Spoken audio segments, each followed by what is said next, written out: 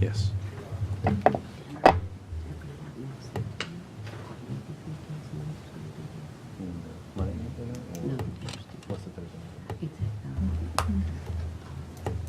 Oh, Columbus Grill? Yeah. Oh, that's us. That's staff. That's staff. Okay, we'll go ahead and get started. I call to order the meeting of the Manassas Park Governing Body for Tuesday, May Oh, they're 10th, not- 2022. First, we have approval of the agenda. There is, per city attorney, no closed meeting this evening. Are there any changes to the agenda? Okay, do we have a motion to approve? So moved. Second. All in favor? Aye. Oppose, abstain, motion carries. Thank you. Please join us for a moment of silence, and Councilmember Mensing, would you lead us in the pledge?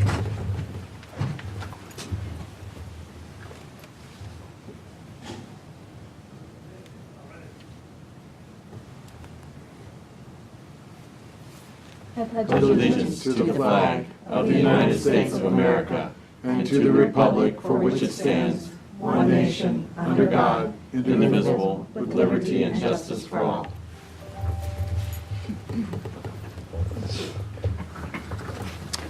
Okay, before we proceed, if there's no objection, City Attorney has a brief announcement that he would like to make.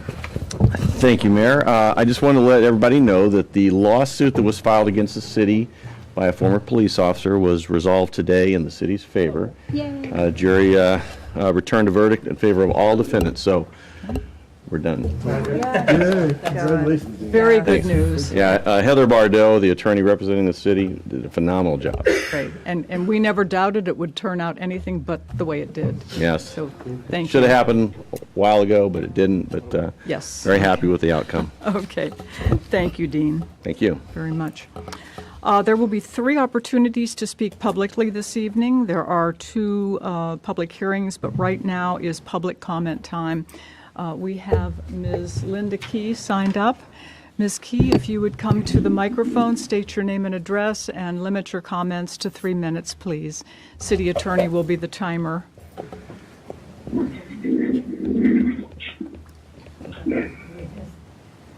I just wanted to make a comment that you're doing the Jirani.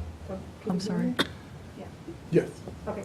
You're doing the Jirani approval tonight, I think, coffee shop, for the new building. Just the public hearing. Possible for you to take your mask off and talk? Sure, wonderful. Is that better? Yes. That's better, thank you. Anyway, and I go to all the coffee shops around town. I find them all rather expensive, and I find Jirani the most expensive, including their food choices. So I probably wouldn't go, so they're not gonna make any money off of me. And there might be a lot of other people like me, but we're not really the richest peoples in town, I don't think, in the county. But, I mean, in Prince William County. So I don't know, that's just my feeling about it. And, you know, I don't have any facts, it's just my own opinion. So, I mean, I haven't done any statistics on it. Do you know, I just want to have one question, do you know if it's going to be their second coffee shop or their only one? Second. And did you want me to comment about the bus? Oh, you could comment whatever you would like to say. This is your Well, time. I Yeah. really haven't done my homework about the bus, about the new transit, Uber-like transit service you're having, and I kind of wanted a 2 or 3 sentence update on that from you guys, as far as what's going on with that. I've called the bus company several times to complain about the Route 68 route. It's terrible compared to the old route, because you cannot get over to Route 234 on that bus route. It would take you an hour to get to 234 from. Okay. Are you talking about the move to microtransit? Is that what you're, okay, okay. I'm sorry. Okay. I forgot what it's called. Thank you.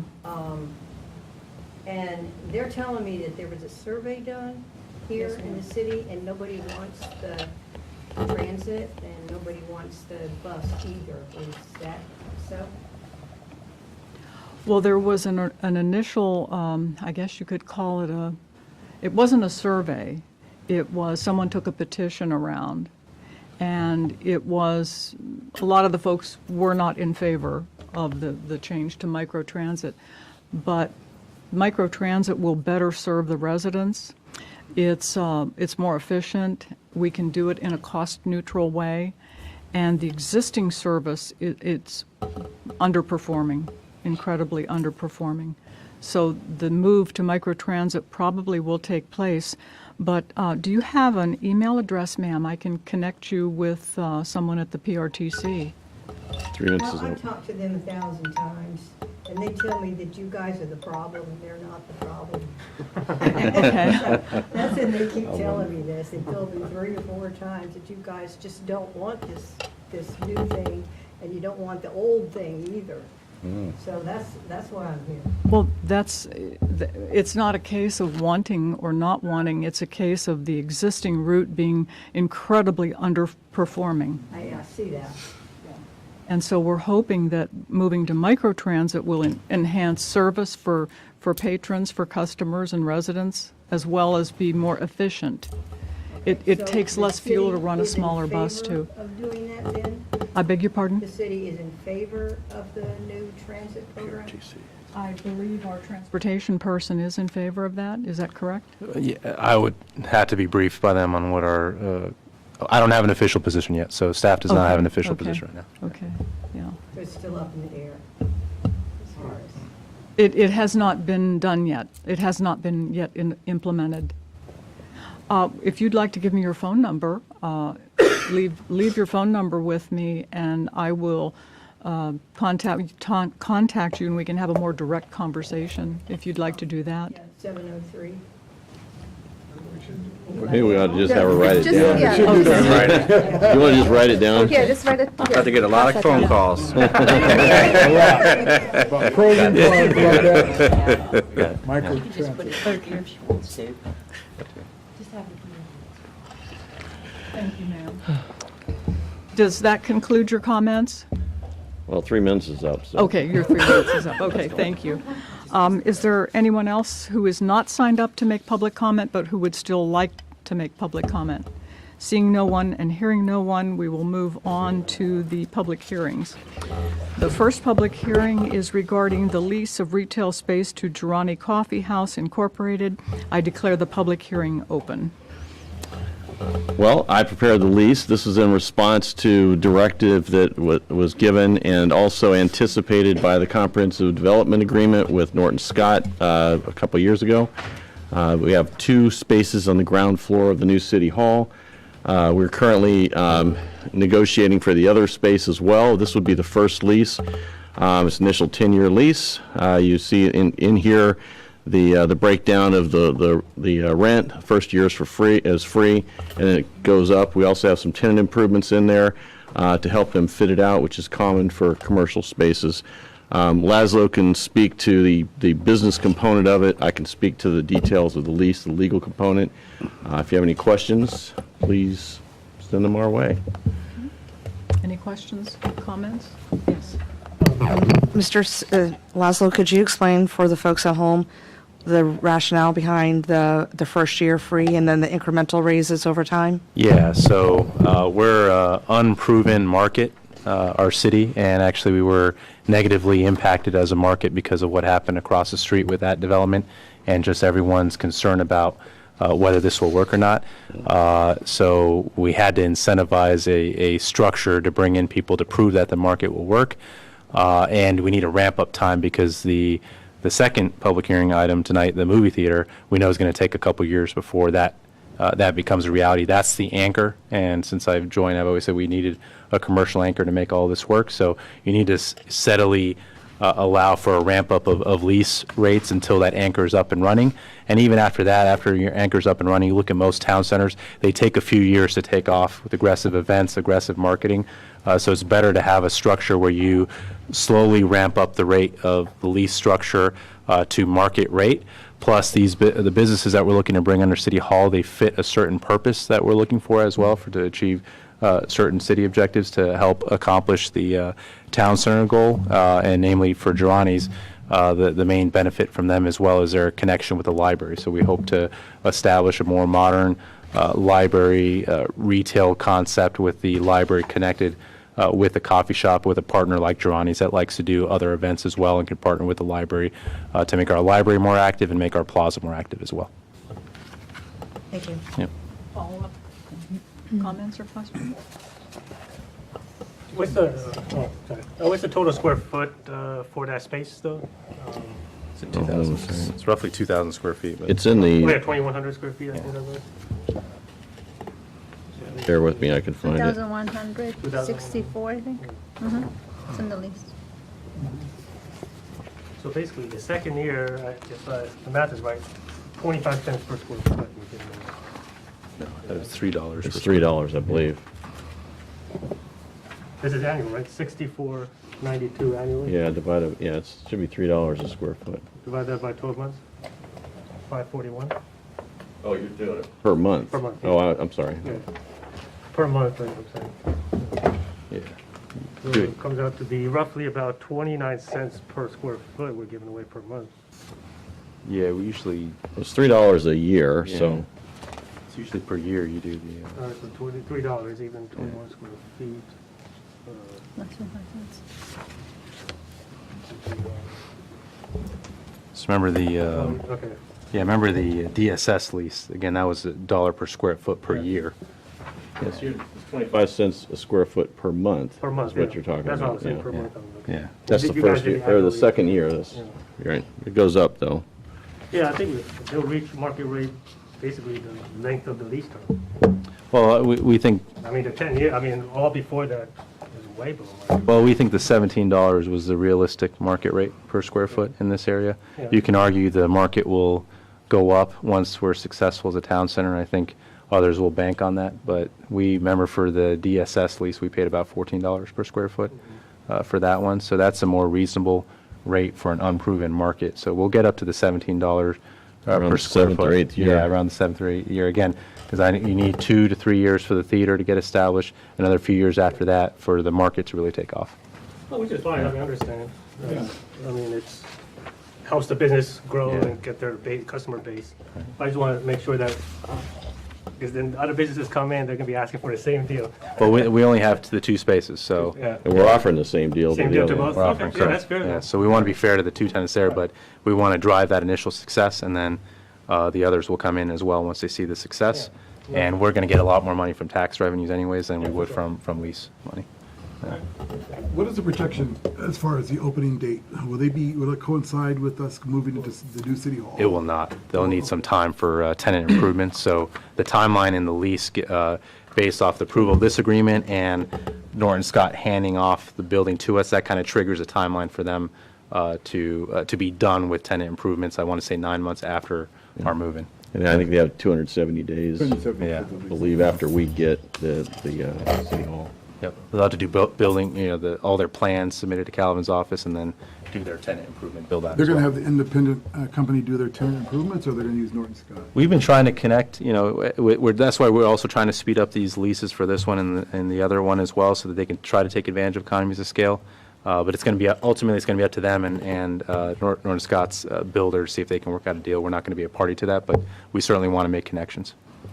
And just for the public, it's my understanding that the owner of Jirani's is a local businessman here in Manassas Park? Yes. Okay, great, And I believe he wanted to go across the street and Yeah, was he pushed did. away from there, yeah. fantastic. Yeah, apparently I spoke to him many years ago. And told him not to give up, so. Give a follow-up at all? No, that was it. Thank Okay, you. thank you. I have one follow-up. ahead. So for the tenant improvements, I read that it's going to be a reimbursement type of stuff? It is, yeah. So is that be like when they're completed, or is it going to be like a draw? every Monthly. time? Monthly draw? I want to just point out, you have a document there that says change to item 4A. That just shows the actual square feet. We had changed it elsewhere, and I caught that at the last minute. It doesn't affect anything on the per square foot basis, but it does affect going on. So they had 4.27% of the total building before, and all their costs were based on that. After the build-out, it is actually going to be 4.25%, so that changed some of the numbers. So you'll see those there. And so, when we bring it forward to you for a vote, those will be the actual numbers in the document you'll have. Okay. And we don't want to build in the CAM charges into the rent. You want to do that separate? Yeah, we have the CAM as a, Separate, yeah. Yeah, I mean, we're some kind places roll it into the rent. yeah, we're quasi doing it the first few years where we're just establishing a percentage. Yeah. But after a while, we're giving ourselves some time to figure out what the actual expenses are and then charge them the actual expenses. Yeah. I have a follow-up question. You said 9 months after, I see dates in here of, let me put my glasses back on, October of this year and December of this year, so we're looking late summer, early fall, pretty much. I don't think so. no, if you, Did I read that wrong? Next year, I think. Yeah, next year. No, I think it would be more like late winter, early spring of 2023. That's what I mean. Yeah. Next year, not, Yeah, no, I mean, but not fall of next year. Yeah, that'd be way too far down the road. fall of 2023. Yeah, it wouldn't be then. I think it would be late winter, spring 2023. Okay, so Yeah. sometime between first quarter, second quarter of the calendar year Yeah, of they have 23. no later than 270 days after we receive the building from Norton Scott. Okay, Yeah. thank you. yeah, so if you look at, so they have a turnover date, okay? And if you look at item number 2, or section number 2, and it's on, well, it's page 2 of the agreement, page 4 of the package. So the initial term, which is their obligation to pay rent, commences 270 days after the turnover date. And the turnover date is defined as the later to occur of the date of issuance of certificate of occupancy for and accepted by the landlord of the building. So that's when we get it from Norton Scott. Or 2, the date the tenant has obtained all required permits to commence improving the premises as contemplated. So it's kind of a movable date, but basically, once it's turned over, they have 270 days before the lease kicks in. Whether it's ready or not, they're going to start paying rent. So they'll have an incentive to get it built up. Thank you. You're welcome. The other question I had was that we're allowing them to do live events, I guess during their hours of operation, which will coincide with the library's operation. So sometimes, I mean, the people go to a library for peace and quiet, right? So you think it's going to be a conflict? Go to the second floor is what I would say, yeah. Again, the first floor is really, that's why it's a 2-floor library. The first floor, we intend it to be a little bit more active, mixed in with Jirani's, and then the second floor is where you can go get your peace and quiet and do your reading. That'll be a Yeah. conditional use we're giving them. No. So it's Well, actually, We're going to be bringing a Yeah. zoning text amendment before we change the entire downtown just because of the uses. Remember, we went through this exercise on what need to be proffered out for the Cinema Cafe?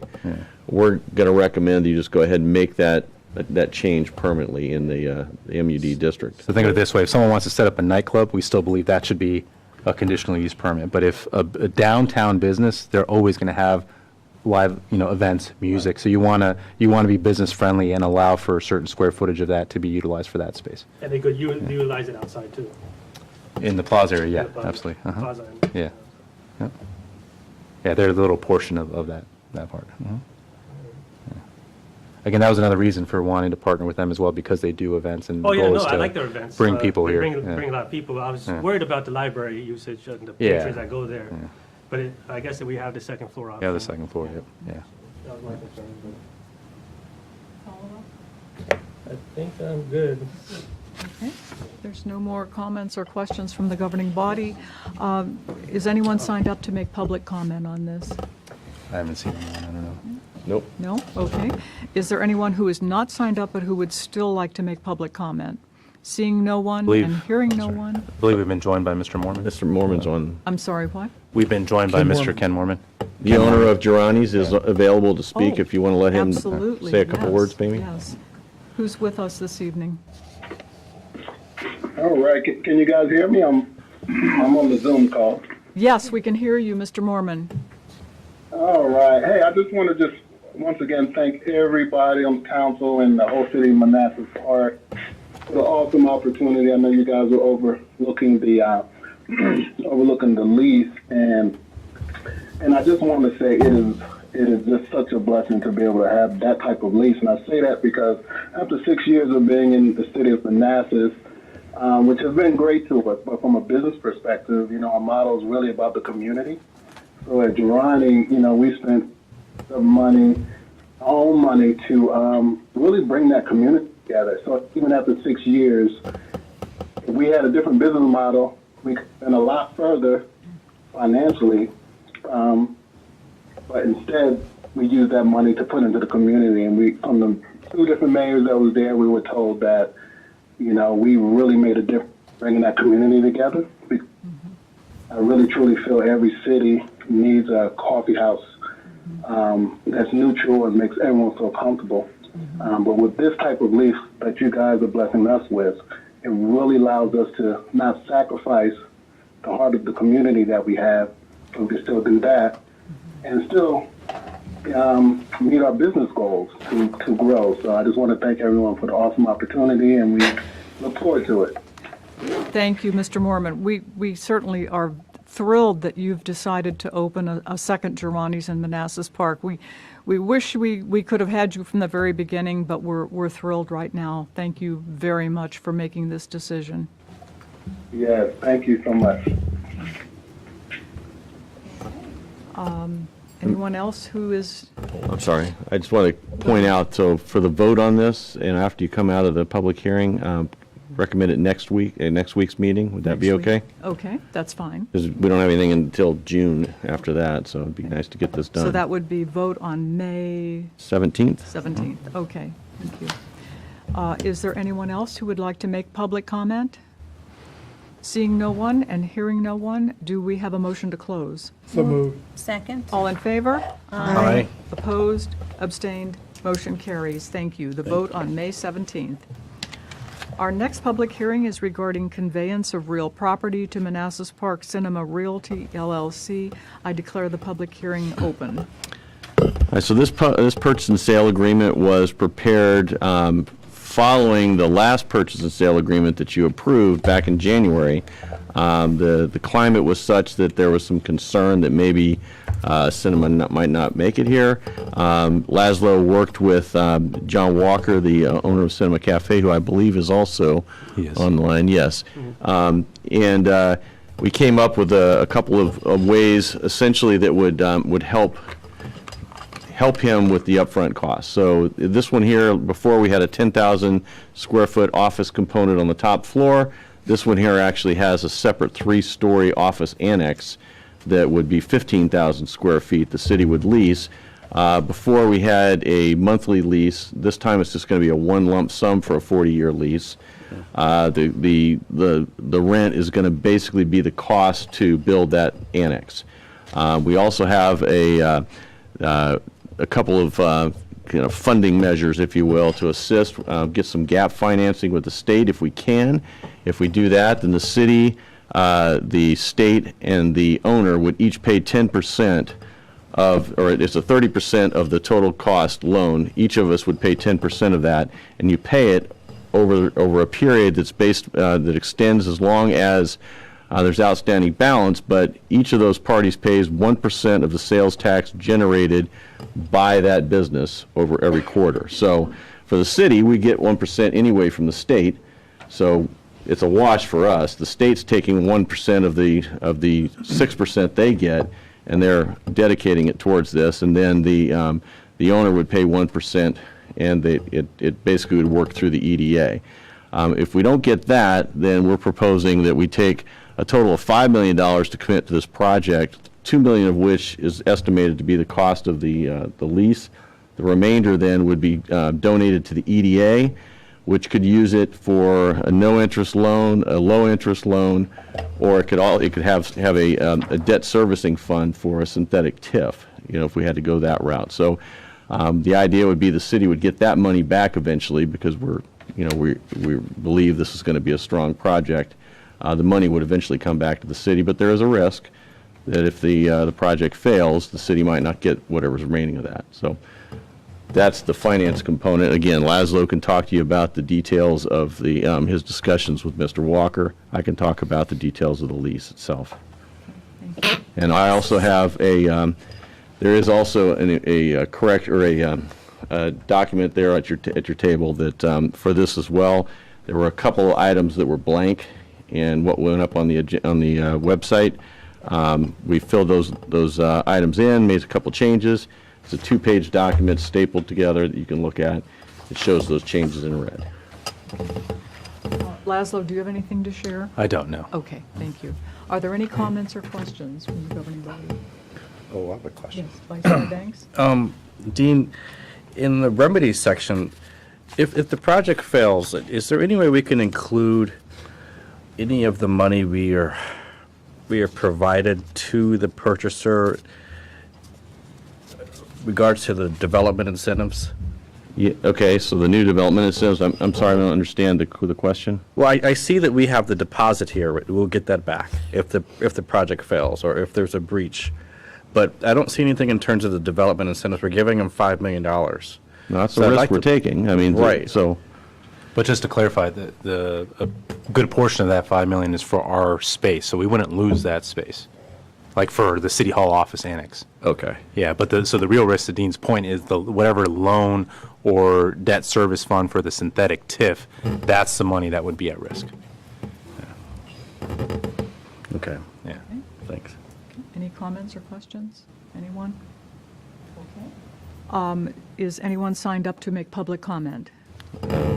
Nope. No? Is there anyone who did not sign up but who would still like to make public comment? Seeing no one and hearing no one, do we have a motion to close? Mayor, do you want to let Mr. Walker speak? Excuse me, who's on? Mr. Walker, Okay. you might want to say Mr. something. Walker, welcome. Didn't realize you were with us. Thank you, so things are coming. How you doing? I do appreciate the opportunity. It's been kind of a crazy couple of years, but the movies are coming back now. The last few movies have done really well, and it looks like we have a really good slate for the next few quarters here. So we're looking forward to the project. As far as things are a little unstable, of course, with the inflation and everything, but other than that, I think everything is coming back pretty good from the pandemic. If y'all have any questions for me, please ask. We appreciate everything y'all done, and it was nice meeting Laszlo and some of the other people that worked with you out in Macon, which was out in Las Vegas. I hope they learned a lot about the cinema industry also. Well, thank you, Mr. Walker. Any comments or questions for Mr. Walker? Anyone? I got one, Yes, yes, go ahead. Hey, good evening, Mr. Walker. How you doing? Doing well, thank you. My question is that, we're still in the early stages here, and we have not locked in prices for your construction cost. And you speak of inflation. I just want to make sure, how confident are you that the prices won't exceed what your expectations are?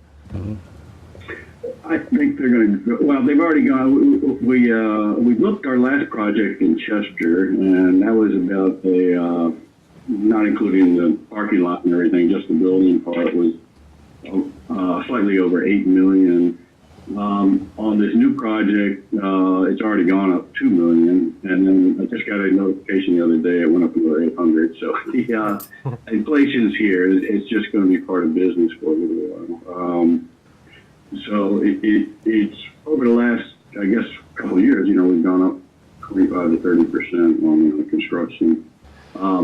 The steel market is starting to stabilize.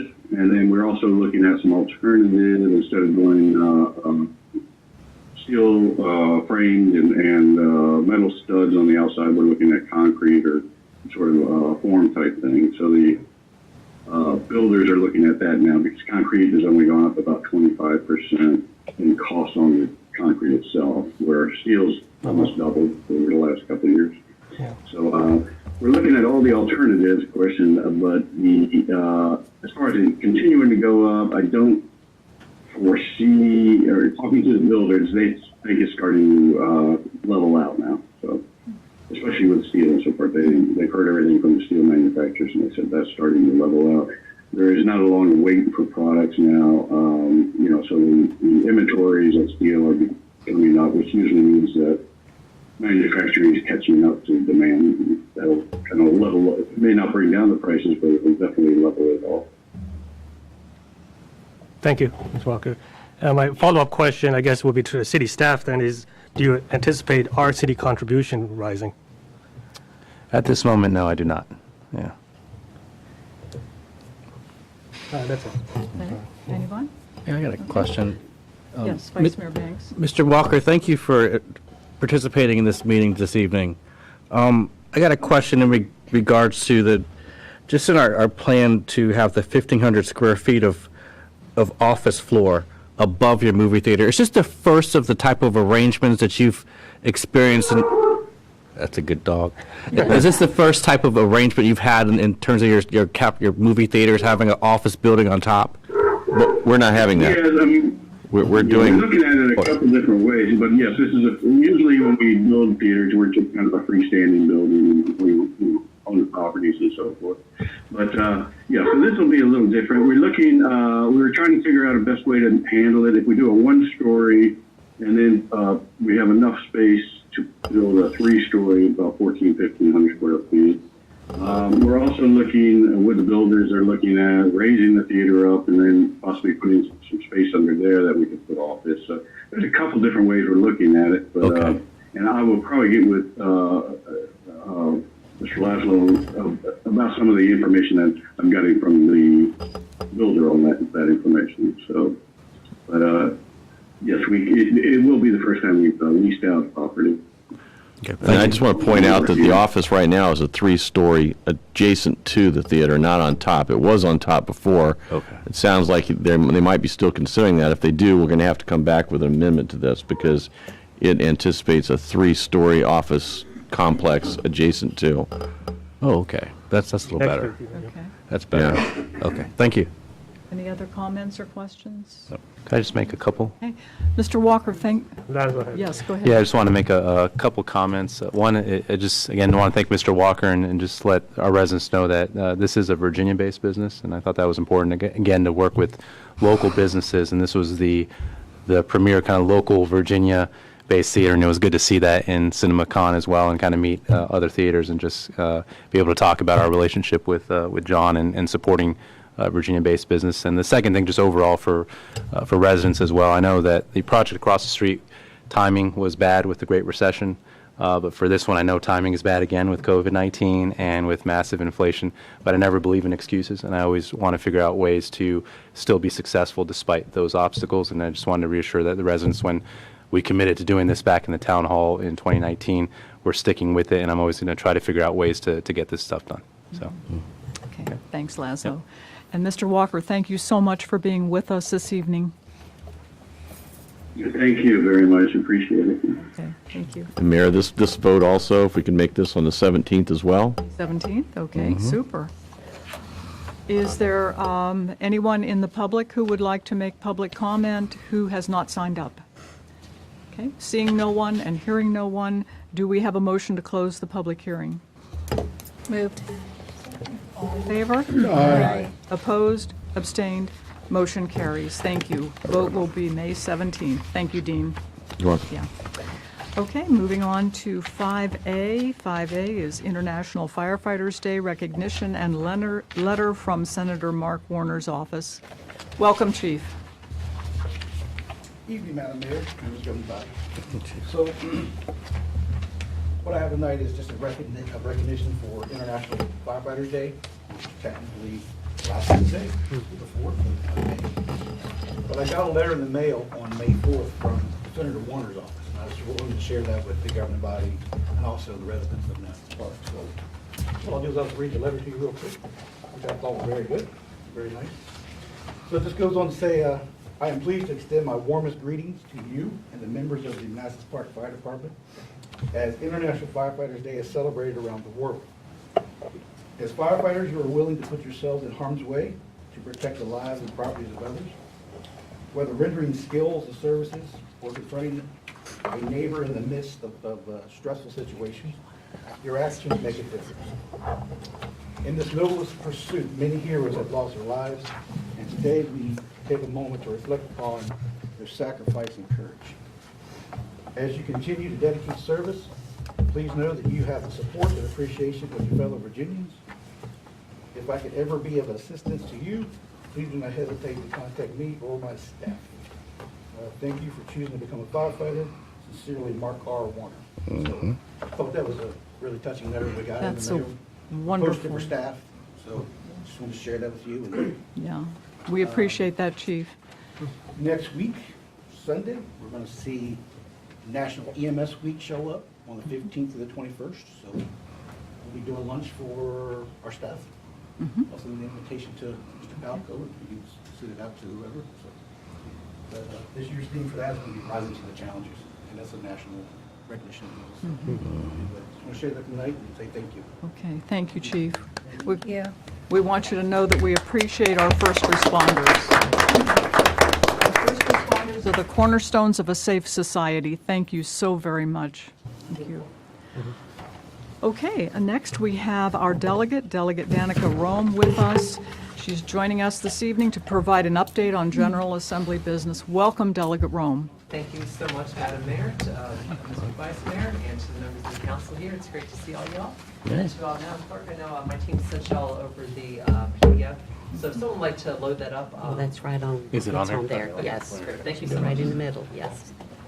You see it? And just while this is loading, joining me in attendance today is Ethan Gardner, who's my scheduler and legislative assistant as well. So he's there to help. And one of my other staffers, Jessie, she was at the last event that I was at, but she's going to be here as well. And she's my chief of staff.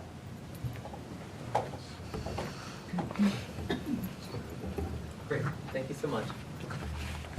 All right, so here's just to start with here. The whole point of my presentation today is to just basically give you all a recap of some of the stuff that I've worked on in Richmond this year.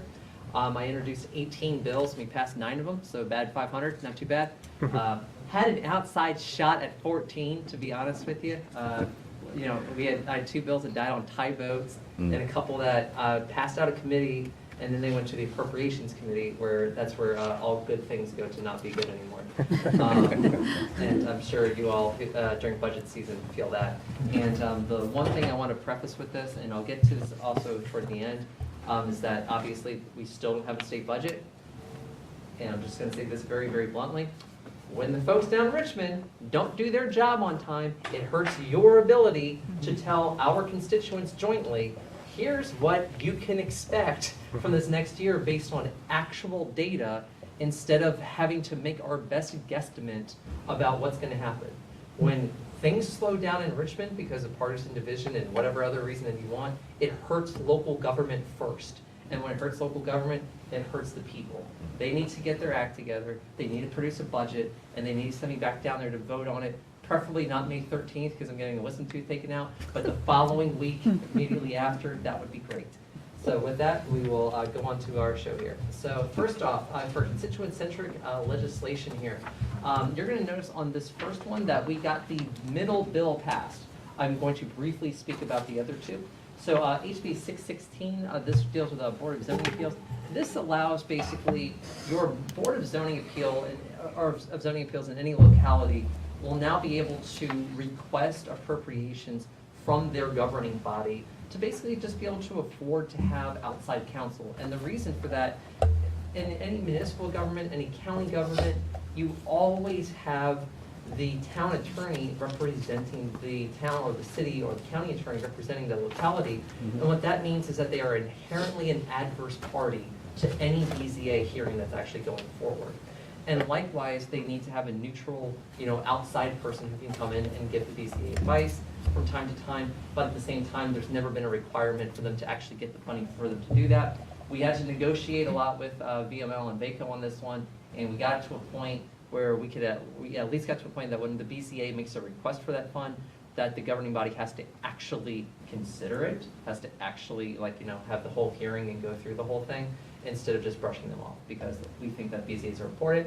And this was a request made for me by Haymarket Town Council member Joe Passanelli, who sits on the Prince William BZA, and so that's why we did that. And it was also really super adorable having the Prince William BZA chair, Paul Chamberlain, give a very eloquent, very loquacious testimony when he was asked to give like 2 sentences, and it was nice. But, meanwhile, for these other 2 bills, HB 599, this is the mayor's favorite bill to hate. This one is something that stems from my time as a reporter turned legislator. And this bill would basically cap basically FOIA fee request of $33 an hour. The whole point of this, and I will be coming back next year and following years to deal with this, is that right now, the system of the Freedom of Information Act is disproportionately in favor of the custodians of public records rather than the public. I am trying to find a way for requesters to have a reasonable access, so that what happened to Stephanie Miner, who's a constituent of mine, where she was charged more than $8,000 to see a video of her autistic daughter being dragged off of a school bus, is not acceptable. That's not okay. And we went through the whole FOIA Advisory Council process this year with this and everything. We did a whole lot of things with this. We're going to have to come back and find a way at some point where we're going to make this a little bit easier for the public at large. It's not that I want to hurt local governing bodies. It's not that I want to hurt state governing bodies. It's that I want to make sure that the public's right to public information is actually upheld with the full integrity of the law. And then for this next one here, boy, we had a lot of fun with HB 626, died on a tie vote. All you need to know is this basically would have said that if you took more than $100 from developers, you just have to disclose that before you voted on it. It would have been nice. 11-11 vote, it was close. Moving on. For this next one here, we got the last two of these ones passed. This dealt with from the community of Thoroughfare, which is directly west of Haymarket. The first one died on a 4-4 tied vote because tied votes were apparently little recurring themes for a couple pieces of my legislation this year. But these second two pieces, these I'm really happy we passed. These were definitely the top two priorities that we wanted for the immediate term. So HB 615, basically the way that this will affect you all is, let's say if you had a known property here in the city that was going to go up for public auction, for public sale, because either it was an heir's property and there's no more heirs, or you're in a position where you had a tax delinquency, whatever it is, and the city came into possession of it. If it had a known cemetery on it, you would have to contact basically the descendants of the deceased in that case, to just let them know there's going to be a sale on this property where your relatives are buried. This gives them the first shot of at least being able to purchase that property, to come over here and say, hey, maybe I want to have this.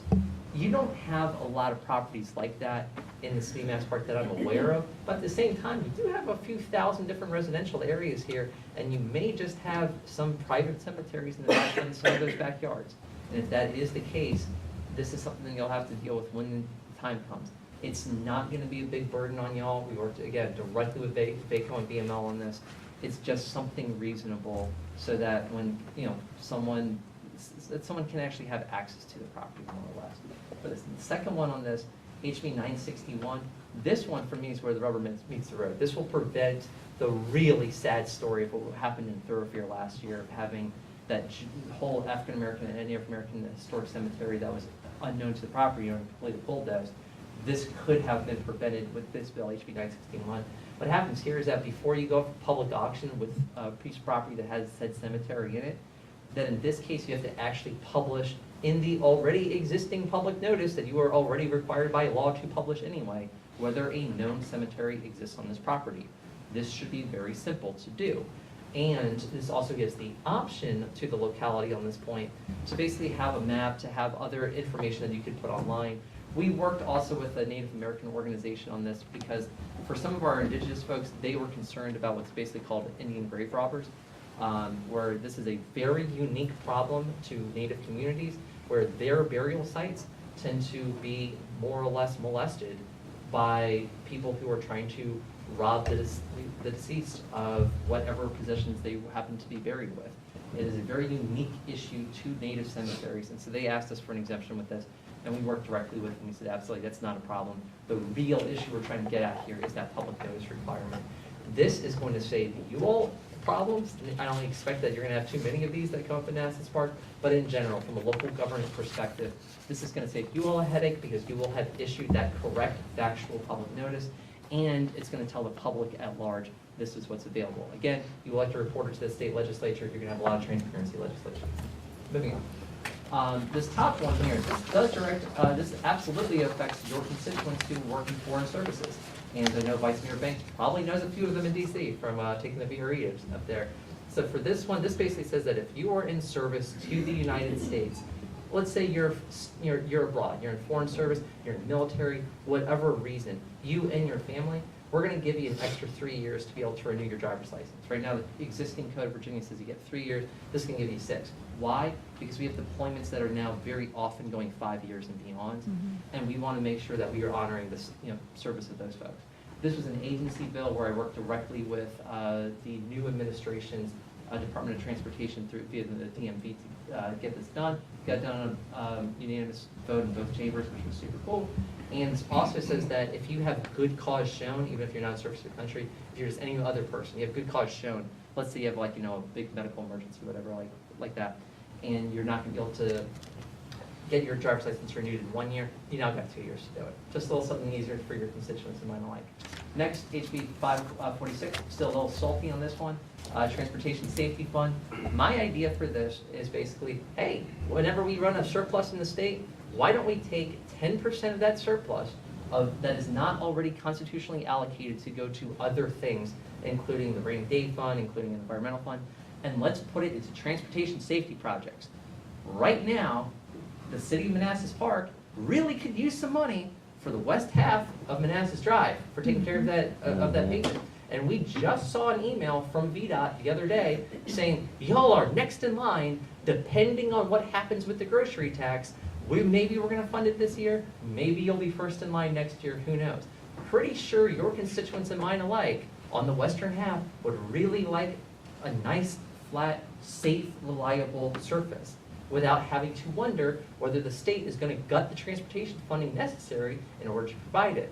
It is one thing for some of us to be opposed to things. It is another to present an acceptable alternative. This is my alternative, where we say, okay, if you want to get rid of inherently regressive taxes, such as gasoline, which they want to have a 3-month suspension on, which they want to do with grocery tax. Okay, what are you going to replace that transportation funds with?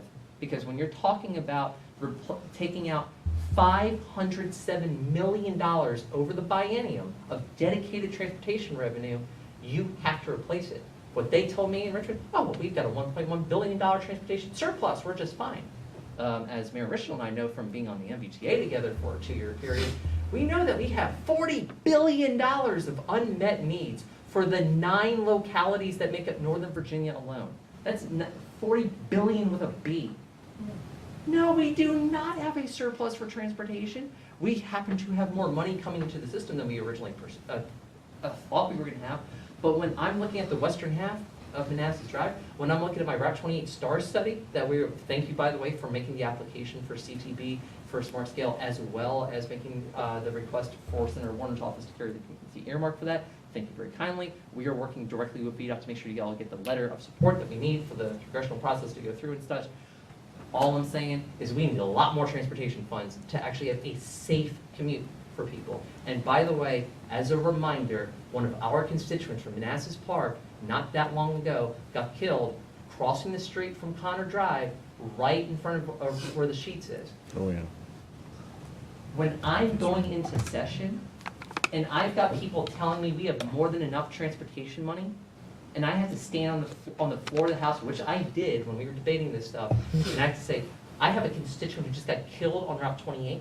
I had 2 constituents who got killed on Sudley Road at Sudley Manor and right under the I-66 bypass, just outside of my district.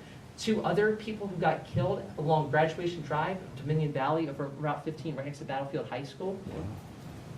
How can you possibly tell me we're doing a great job for our commuters and for our pedestrians and our bicyclists when people are getting killed? Okay, don't know what to try this again. It's not. Okay. So, with that, I will use my stepmom voice slash heavy metal apartment voice. Bottom line, what I'm trying to get across here is that we cannot be in a position where we are gutting dedicated transportation revenue for political expediency. If you want to do that, that's fine. What are you going to replace it with? This was my idea. Obviously, that's being turned into a letter to the administration so that they can just ask, what can you do to administratively implement the basic idea of this? We're going to have to come back with legislation with this as far as I'm concerned. Next one here. These next 2 we actually got passed, which was really super cool. So my nickname in Richmond is the Lunch Lady. Thank you, Delegate Maggie, for that one. We've now passed 10 of my bills to feed hungry kids in schools in K through 12. And with this one, we also passed one to feed adults over at our colleges. So the first one here, HB 582, what this says is that every college campus and university in Virginia, you've got to have an online application that's going to be front-facing for your students to be able to apply for SNAP benefits. Now, who is eligible for SNAP? These are working adults. In most cases, they are working 20 hours plus a week while putting themselves through college. You cannot tell me that these are the people who are freeloading off the system and everything else. These are the people who need a hand up. This is not about a hand out, this is a hand up. They are already eligible for SNAP. They simply do not know that they are eligible or what SNAP is. So what this bill does, two things. One, online application so they can do this. This is based on existing precedent from when we passed my bill, HB 2400 in 2019, where we had an online application for parents to be able to apply for free and reduced meals for their kids in K through 12. Same idea here, applying it to colleges. And the second thing is they'll also get a piece of paper, basically new student orientation, that's going to tell them this is what SNAP is, here's how to find out if you're eligible. Here in Manassas Park, how many of your constituents am I like go to the Nova campus over in Manassas, also in the district? How many of them are also eligible for SNAP and probably don't even know it? Fortunately, Nova is actually being proactive on this. I'm really happy we work directly with them, and they're doing a great job on this already. I love it when I get to take stuff from Greater Prince William, and I get to go to Richmond and say, here's something we're doing well, let's make it statewide. Next one, HB 538. For this one here, this basically says that if you're a student, you cannot be denied participating in extracurricular activities like going to a dance, a field trip, sports activities, sports events, or take your pick, whichever one, like walking at graduation, because your parents have school meal debt for you. Yep, that's an actual thing that happens. And we had testimony in committee from a student, she's a sophomore over at Randolph-Macon College, talking about when she was in high school in Spotsylvania County, she was told as a member of the cross-country team that you will not be able to compete at the invitational events for cross-country if you have school meal debt. Her family had fallen on tough times. You know what she was doing? She was skipping breakfast, skipping lunch, having a granola bar after school, and it affected her performance. Surprise, surprise. If you really want to help girl student athletes, make sure they're actually fed before they go and compete. That's one of the things that I would stress above all else. And you can apply that to students at large. But really, when the national dialogue is over what it is right now, how about we feed kids? Let's just do this first. Moving on to the next one. Now this one, HB 587 here, fortunately because Manassas Park is CEP eligible for the upcoming school year for the entire division, you all probably aren't going to have to worry a whole lot about this sort of stuff, but what this bill does right now is basically says that, look, federal guidelines say that school divisions have up to 10 days to process a completed application to figure out if someone is eligible for free and reduced meals.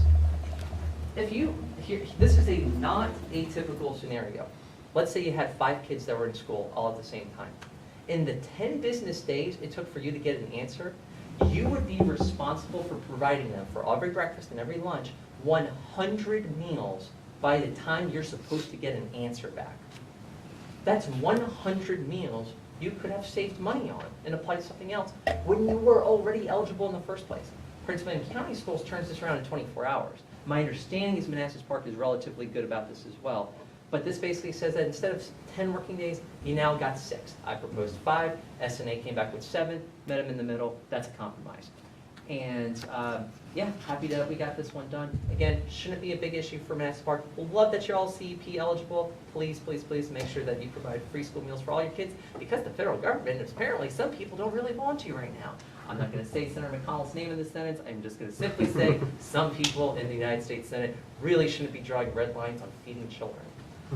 Next one here, this bill did not pass, but it's one I want to bring back. This would basically provide grants to our college campuses so that when they're providing food pantries, for example, and they're giving out information about SNAP, so that they're able to transfer, students can transfer and donate meal swipes to each other, that they're actually able to do that. And we reward the schools for good behavior. Optional program would have had a $250,000 allocation, died on a party line vote. I think if we had gotten that out of subcommittee, it would have glided on the House floor, but welcome to Richmond. Moving on. This one here, HB 634, this is one of the big things that I had really spent a lot of the last year working on, which is reforming a court-appointed adult guardianship system in Virginia. It is tragic what is happening right now in Virginia, where a lot of these court-appointed adult guardians have more than 100 wards under their care. Do you think it is possible for you to see in flesh and monitor the health and well-being of that person who is legally under your control, person who is so vulnerable they do not have rights of their own because they are an incapacitated adult? Is it possible for you to provide the sort of care when you have that many people under your care? It's not that they are bad people doing this, it's that they are overwhelmed, and it is impossible at that point. So, what this bill was designed to do was basically say that, hey, if you're going to be a court-appointed guardian, you got to check it on your wards once every 90 days, 4 times a year. They didn't think that was too big of a deal. Then we had people who came in, blah, blah, blah, blah. Long story short, we are now having a work group actually assess the workforce impact that such an idea would actually present, and then they're going to come back before the legislature by the end of this year, they'll present, and then I'll have a new bill to carry next year. Long story short, what's the best way to put this? If seeing your ward in the flesh more than twice a year, and twice you can do virtual, by the way, with this as well. If that's too much, then this line of work probably isn't right for you. And we also, at the same time, need to be paying these people who are doing this stuff professionally a lot more so that we can actually broaden the workforce available for this in the first place. That's one of the other existing problems that we have. This was all based on a JLARC study that took about 1.5 years to complete. And the stuff that came out of this, they gave us a ton of recommendations, more than 40 recommendations on this. So we went to bat to try to implement a number one this year. We got this one, and then Delegate Glass and Delegate Hudson both got in bills that also passed, which was good. However, these other three, HB 643, 1207, and 1260, those got out of Courts of Justice unanimously, died in appropriations, because again, what do we say, class? All good things die in appropriations. That's how Richmond works. So what we end up having to do with this is we have to get 634 done right this year so that we can get that proposal that comes back to us at the end of this. And I really need the money people in Richmond to play ball on this. This was not just my ideas. We worked with an extensive group of stakeholders to get this right. And we had peace in the valley on a lot of this. It's just some people didn't want to put the money for it, and it would not take it that much to fully implement this. We're going to have some talks the rest of the session, but just remember the final line I'm going to say on this bill. When we get this system wrong, people die. Period. Moving on. I am so proud of this bill, HB 925. I fought for this for 5 years, every year, and we finally got a version of this passed. This bill will require state-regulated private employers that offer health insurance plans to actually have to cover myoelectric, biomechanical, and microprocessor controlled prosthetic devices for amputees, people in the limb loss community at large. One of my constituents, Kara, was offered a hook to replace her dominant right arm. The constituent is not a pirate. She deserves better than this. These, what we're trying to get covered here, in some cases cost more than $30,000. They completely, to the extent science allows right now, replace human function of your hand, your arm, your foot, your leg. And for anyone who said this was a luxury item, is there anyone sitting at the dais today, watching online, or here in the audience, who would say that having 4 limbs is a luxury for you? I'm going to go with no. It's part of the human condition. And if we don't have that, then let's do the best we can to provide that for the most number of people possible. So finally get this out, passing unanimously. We had to go through the Health Insurance Reform Commission for this, step 1 analysis, step 2 analysis, 5 bills, but we got there, and this bill goes to effect July 1. Yes. And And then this next one was a request from Prince William County. We're just gonna go ahead and say that this passed committee, and then we're in a die class, appropriation. Moving on. Commending resolution. So, was super, super happy to honor some of our fine folks here in Manassas Park. And by the way, our firefighters happen to be one of them, so thank you, Chief, for being here. We were so happy to commend the Manassas Park Fire and Rescue Department, not just for what we heard from the letter from Senator Warner earlier, but just think, in a time of a worldwide pandemic, being that first responder who's on that call every time, especially before we had vaccines available, before everything. Imagine having the uncertainty of going to every one of those houses, but choosing to do it anyway, because it's the right thing to do, and if you're not there, then who will be?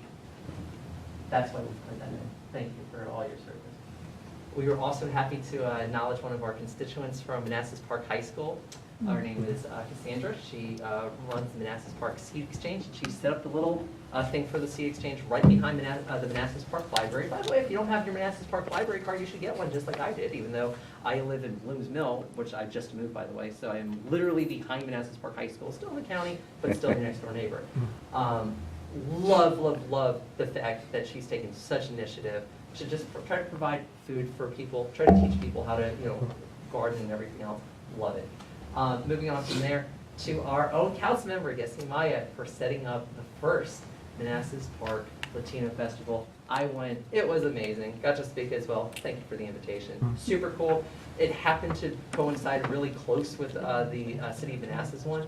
Hopefully in the future, as we get more time spread out and everything, we're going to be able to even build up more vendors, more audience, more guests, more everything with it. Loved it though. It was super cool what you did over Costello Park. I know some of our constituents over there have questions about the speaker placements and such like that. All of that can be worked out in the future. I just hope you all keep it going because it was a very, very cool event for this area. And by the way, even though they're right next door, not technically in the city, honoring a couple of our state champion track and field athletes from Osborne Park High School, right down the street off Euclid. Super cool to see that done for them. So, with that, like I was saying before, we are dealing with the budget. Don't know when it's going to happen. We're going to find out. This is what happens when you have a Republican Senate and a Democratic, or a Republican House and a Democratic Senate. Please note in the past that this has happened irrespective of party in charge. We've had Republicans go at each other's throats. We've had Democrats go at each other's throats. It's called Richmond. It's how it works. Or technically it doesn't until the very last minute humanly possible for it to work. But this is what's going on. Already happy to brief you on it. Finally, if you need me for anything, be just like Universal. Call my cell phone, which we did just today. I am so happy to talk to you on everything we got. I am so happy to work on transportation issues and everything else that is, the city needs right now. And also, by the way, last note, super thrilled. More than 1,000 residents of the city of Manassas Park are now enrolled in Medicaid expansion. Based on a vote that I cast May 30th, 2018, went into effect May 1st. January 1st, 2019. We think there are still about another 250 or so people throughout the city who are eligible. But the fact that we've gotten probably like 75, 85% of people who are eligible enrolled already, that's awesome. And this is a big deal for people because when you have a worldwide pandemic, not having health insurance is not an option. Right. I lived uninsured for 2.5 years. I don't want any of my constituents to have to go through that. And oh, by the way, side note, the health insurance I get as your state delegate, that should be the floor. It shouldn't be the ceiling of what's possible in Virginia. We need to do a lot better in that regard. But the fact that we're taking care of more than 1,000 people in Manassas Park with that, on top of people who are eligible and enrolled in Medicaid prior to the expansion, that your all's numbers are included in more than 30,000 people at Greater Prince William, and your numbers are included in the more than 654,000 Virginians now enrolled as well. So that's an awesome thing that we did. And I am here to talk to you about any questions that you have. Wow, thank you so much. That was a fantastic presentation. Thank you. Wow, and thank you for the good work that you're doing in Richmond. This is a lot of accomplishments that you have done. Thank you. So let's move on to comments and questions. Anybody? How many bills have you passed? 32 of my bills have been signed into law now. 32. Congratulations. That's great. Appreciate that. I have a question. Yes. And first, thank you for your work and congrats on 32 bills being passed.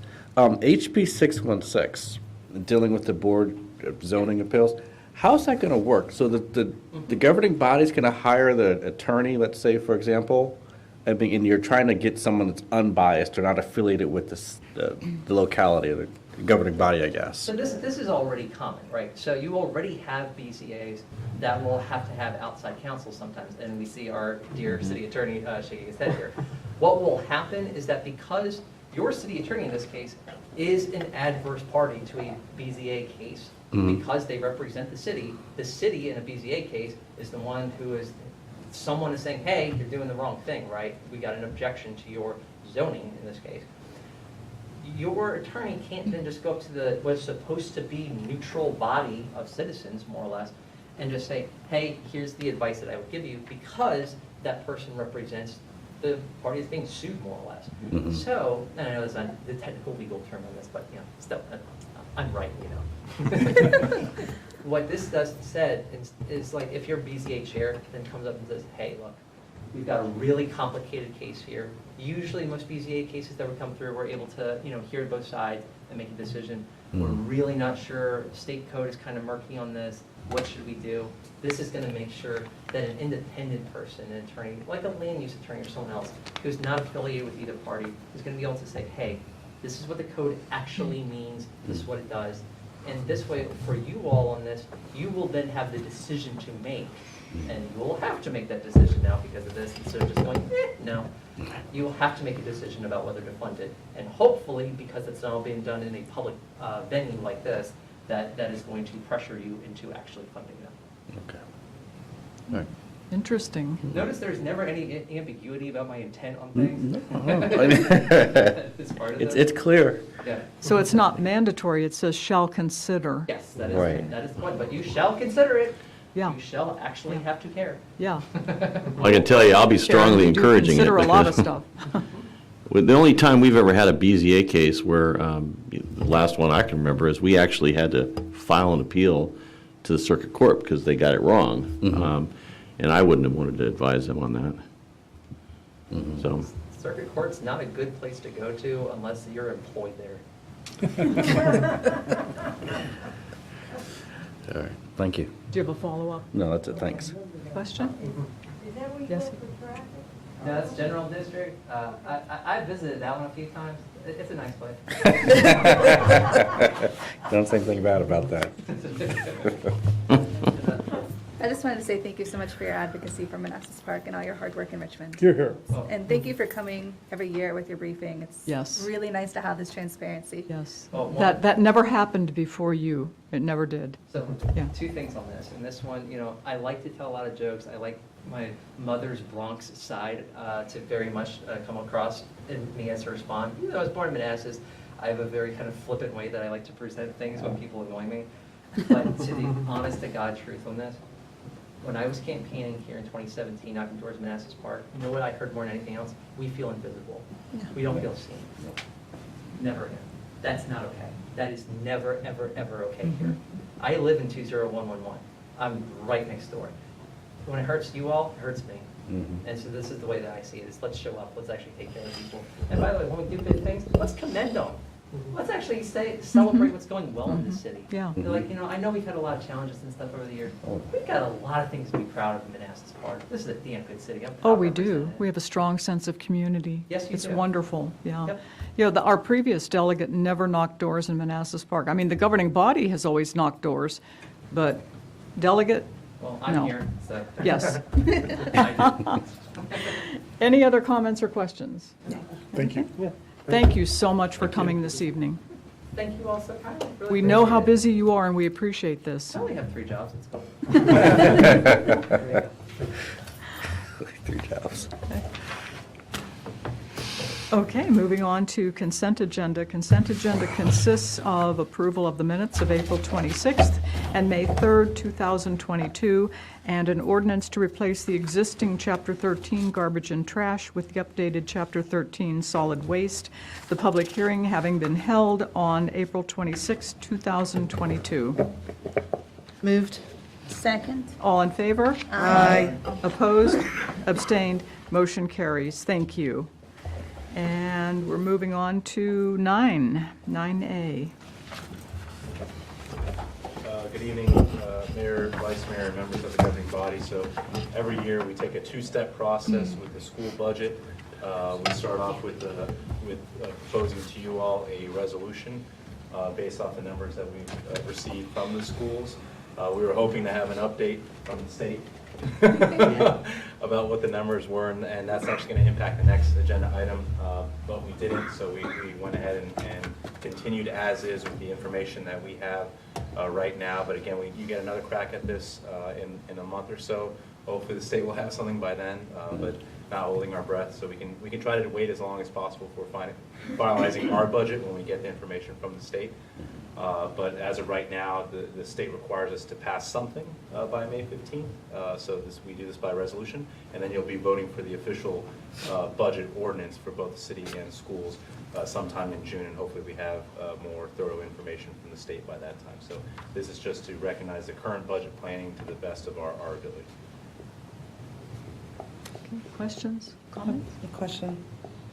So, since this is fairly new to me, the fact that we don't have a budget from the state yet, so what's our backup plan if, when it comes time for us to make the final decision, there isn't a budget from the state? Yeah, I'm actually going to talk about the next agenda item. I know in there I have a certain, what I have to you tonight was what I've been promulgating for the budget, but I think because we just don't have the information, I think we should advertise higher ceilings for everything to give you all flexibility. It doesn't mean that's what you're going to vote on, but if you advertise lower ceilings, then you can't make any adjustments afterwards. So I'm going to tell you what that looks like at the next agenda item. But unfortunately, I think we have to have some higher ceilings to go with just from an advertisement perspective until we get more information about what's happening with our funding. You already heard earlier tonight, Delegate Roem was correct. We were informed about losing the money for Manassas Drive repaving. We thought we had that. That's at risk now with the tax proposals they're talking about up at the state.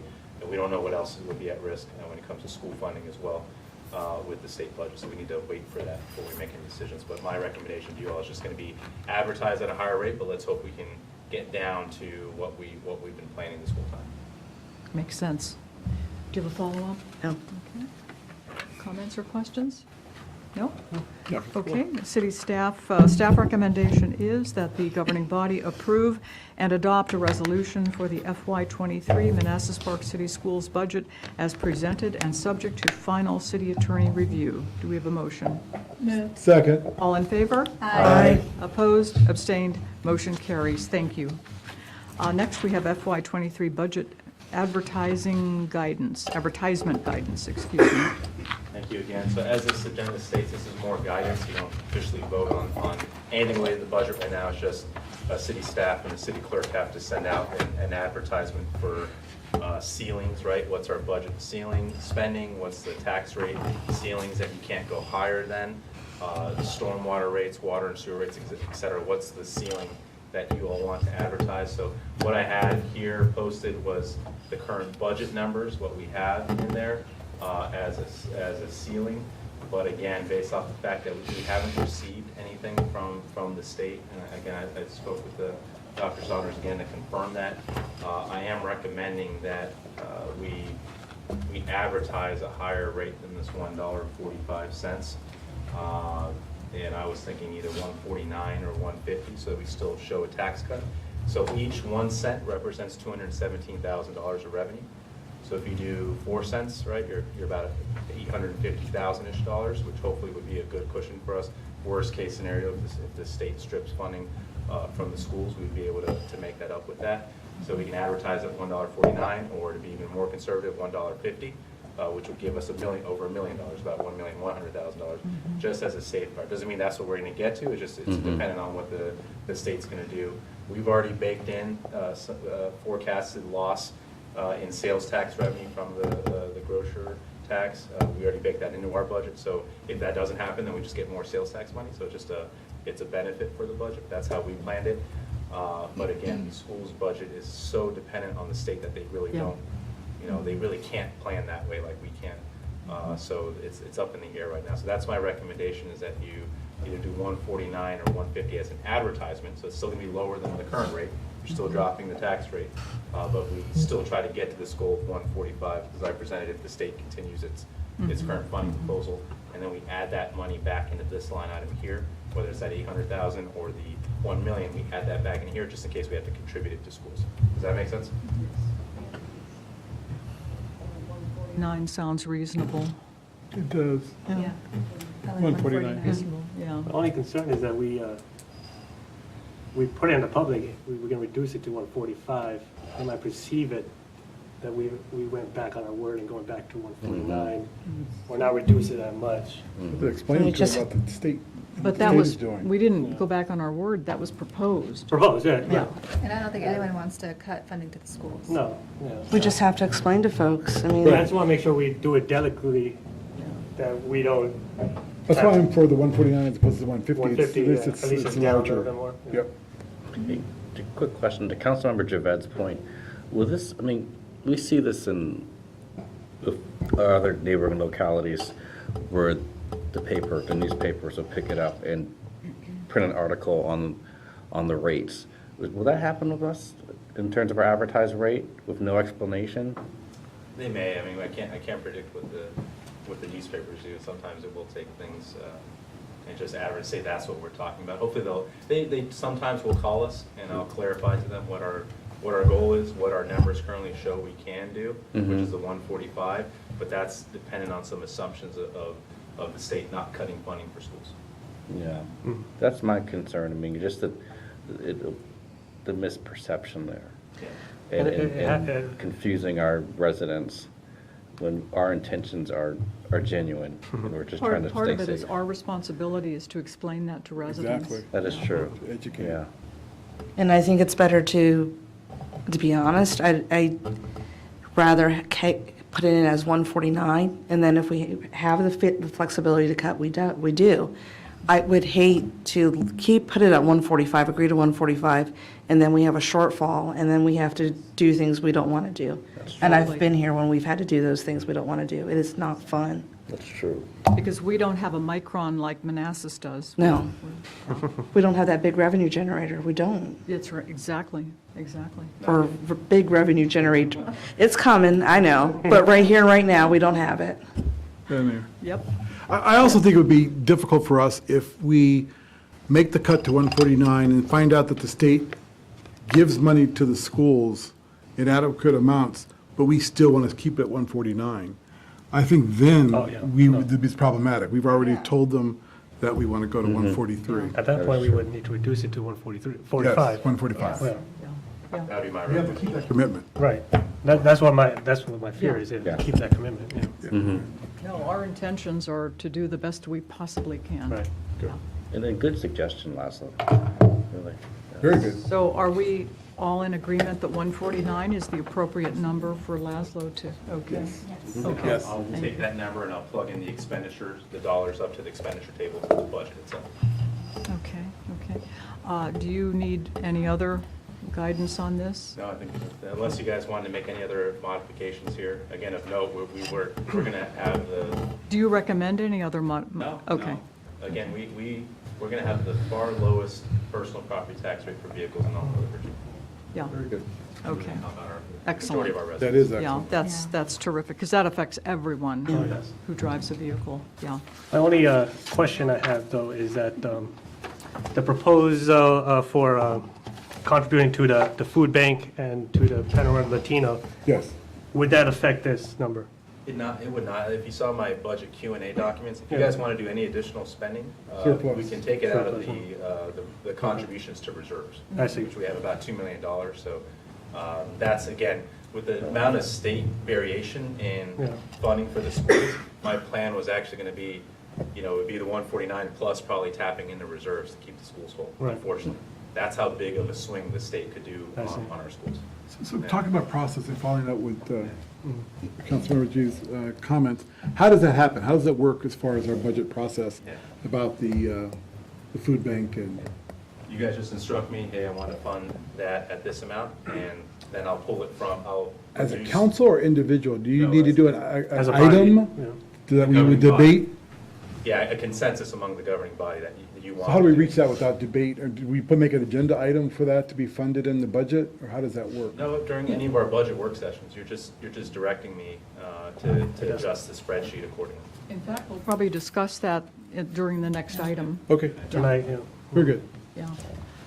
Okay. And you guys have time, you can either make that adjustment in 2 weeks, 3 weeks, Great. until you guys vote on it. You can make adjustments, you June. just can't spend more than what you advertise or have higher rates than what you advertise. Sounds good. Okay, so if there's no more comments or questions, let's see. How would the staff recommended motion be changed? Would you make a change? I guess it would be as presented. Yeah, it would be. Yeah, as presented. Okay. That the governing body provide guidance to staff on the amounts to advertise for the public hearings for both the FY23 budget and the FY23 tax and fee rates as discussed and presented. Do we have a motion? Second. All in favor? Aye. Opposed? Abstained? Motion carries. Thank you. Okay, moving on to Q&A. Okay. Yeah, so thank you all for your questions. We did our best to provide good answers for these. I do have one where I do need your direct guidance, and then we can just open it up and see if you have any follow-up or want to go into discussion about what to do with the budget. Let me scroll down to that one. This had to do with the recycling cans. As you can see from Jay, you know, we're going to see with Norton Scott if they can do it out of the project budget to get the recycling cans, but if they can't, then we just want to know if you want us to use Jay's supply budget to go ahead and do that in the next fiscal year. So that was just kind of more guidance we're seeking from you all on that. Okay, thank you, Laszlo, and thank you for working up all this information, the answers to our questions, much appreciated. Since questions 8 through 11 were my questions, I'd like to share my thoughts on that. As I mentioned before, my opinion is that the difference between the baseline of 2080 and the largest number of 20,000 is too great of a spread. So I hope we can consider a higher baseline tonight, a baseline that actually is mindful of staffers who have served the city for years. In addition, a larger baseline helps staff to deal with inflation. All of our staff are living with inflation. And actually, I saw in the news today where food inflation is projected to reach 9% by the end of 2022. And actually, workload is another point that I wanted to make as well. Although we get comparable dollar numbers from other jurisdictions, it's helpful to remember that our staff have greater workloads than the staff in other jurisdictions. So for me, that's a consideration. I'm very mindful of the recurring costs that's attached to this. I requested data for the impact of 3080 and also 4080. So I hope the governing body will consider 4080. So that instead of a differential where the high value is almost 10 times the baseline, we would be talking about a high value that's about 5 times the base value, the baseline. So these are my thoughts, and I would ask that the governing body consider that, discuss and consider that. And Madam Mayor, where would you say that the 113,000 come from? Would it come from the reserves or? Well, that's a good question for Laszlo. Okay. Yeah, that's your all's discretion. Again, I've been trying to get that tax rate down to 145, so I wouldn't want to touch that. So this, I would recommend taking from reserves, just like the food bank item or so. But again, as you keep adding these things, just notice we're going to keep reducing reserves, and I wouldn't recommend going too far. I think all these things we discuss we can absorb, right? Especially the food bank one, if that's a one-time thing, and that doesn't have the recurring impacts to That's a right. long-term reserve position. The contribution to the Panorama TV, if that's going to be an annual thing, then yeah, it could have a long-term impact. This would, of course, fully supportive of always giving more pay for our employees, but again, this would have recurring costs. Yeah. So this would be taken from reserves on a recurring basis? Yeah, Okay, yeah. okay. In most years, we can deal with this. There's one year, FY26, I believe, where the reserves aren't that large, but it would still be able to absorb this. Okay. So, thoughts? Comments, questions, thoughts? What is the percentage increase if we did the 4080? Oh, the total? Yeah. I would have to plug that in, but Overall, right now, it's around 11.5% increase. I imagine it would probably go up 2%. Well, I meant the pay raise, because we did, every year we're doing 2% pay raise? Well, that's a COLA. This year, we're not doing any COLAs. Oh. This year, we're just doing the market pay adjustments. So what I took is all the I see what you're saying. increases, and I came up with what that percentage was, and it was around 11.5% of a pay raise. So this would, if you do this, if you're increasing the floor, then that pay raise is going to go up. Just for Closing the gap. Closing the gap, Which is yeah. which is why it seems so low to me, the low baseline. I wonder if we could Seemed low. have a number in the middle between the 280 and the 480. Do you have a Like, meet in the middle That's it. between those two numbers with a compromise. Like the maybe. 380. 380, 380, yeah, 380. yeah, Well, she was proposing 4,080. yeah. So I was saying we, But like he says, 380, we'd meet in the middle, and it would be what would it cost for 380? 52, 650. 53. Yeah, and What that's is the almost cost? half of, 53, that's 260. Yeah, I don't know, 53. I don't know about the reserves. Right. the, I mean, 52, 650, yeah. I think to me, the 53K, roughly 53K is a little bit,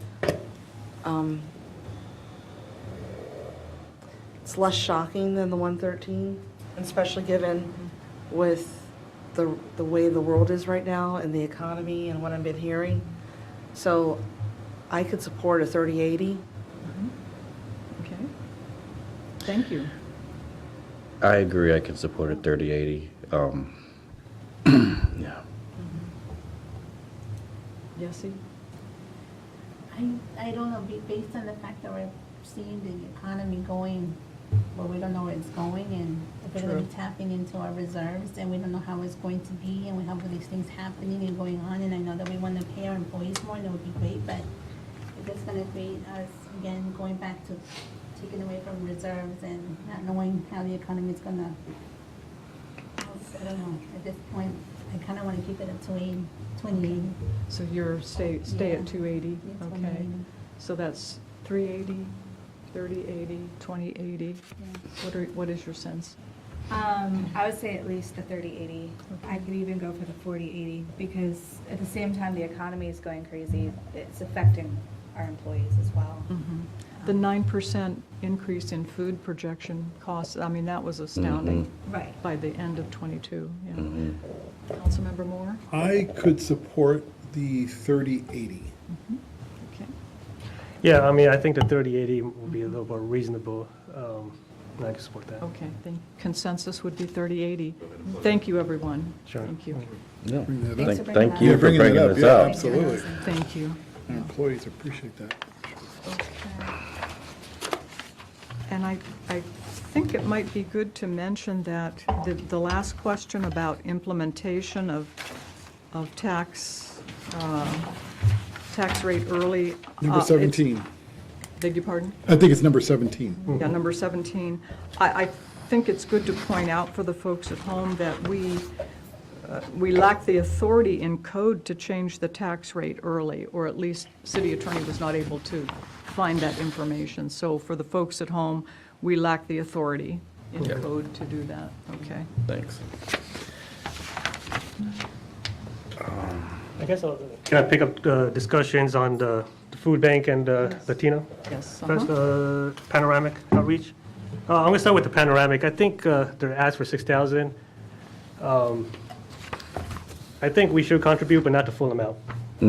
We should contribute, but not to the full amount of 6,000. They've been around. Is there ask 6,000? How does everybody feel about a 50%? That's what I'm- Yeah, what I wanted to point out was, it's helpful to remember that we're probably going to receive a request for funding for the crisis stabilization unit at Prince William County. I know Supervisor Andrea Bailey is working very hard on that. And I think that Mr. Johnson will probably come back and give us another presentation on Yeah. that. Yeah. Yeah, I mean, that's why it's 50%, 3,000 would be the contribution. I think that's fair. And they do a lot of good work for the Yes. community. Now, my other question to you folks is, should we make that contingent upon their taking a table at several of our events? Yes. Yes. Yes. Yes, Yes. yeah, we got to get something for this. Yes. And I'm sorry? we have to get something for this. I mean, Well, they should be at we the want them to build festivals. their numbers, and the best Right. way to do that is to take a table at the New Latino Festival, take a table at National Night Out, because we had a Yes. tremendous turnout for National Night Out. And We had cov- in the past. Actually, Cover any it. of our things. any Aren't of our they a things that we have. television station? Any event that we have. Yeah. I mean, even if it's when we have the yard sales, any event. Yeah. I was thinking bare minimum 2 events. Yeah, I think so. Right, and I want them to cover it. Put it on TV or on their channel. Oh, yeah. Promote the Latino Festival or something. Yeah, yeah. Yeah, I mean, their mission is honorable, and then they've been 20 years, and they do have, I know they don't have a huge following, but they do have a certain amount of people that do lock in and. Well, I would like to, if we can go so far as to say, if we can even have a copy of the video so we can post parts of it on our website and say, hey, this is highlights of our Latino festival or whatever, National Night Out. Yeah. Give us that data, that coverage that we can use too. Now we're getting our bang for our buck. Okay, that's fine. It'll be like, what, like a commitment from them?